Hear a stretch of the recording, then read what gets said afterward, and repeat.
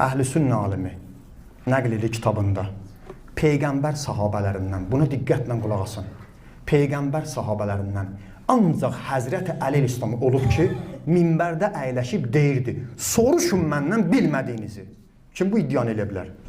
Biri deyə bilər, mən dərs oxumuşam, mən də bir kitab vərəqləmişəm, mən də elm əhliyəm, cahil deyiləm.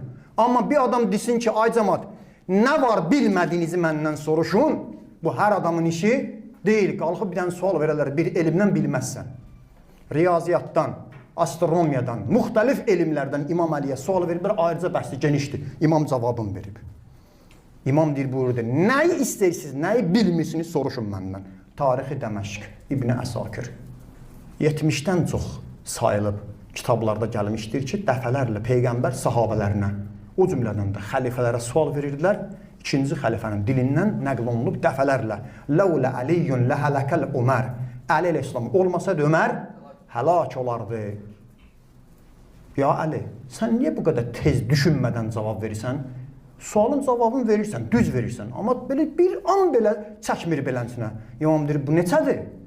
5. Niyə düşünmədin? Bütün elmlərim mənim yanımda bu 5 kimidir.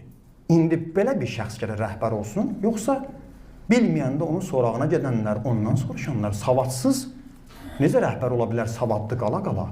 Alim kənarda qalar, cahil rəhbər olar, hansı ədalətdir?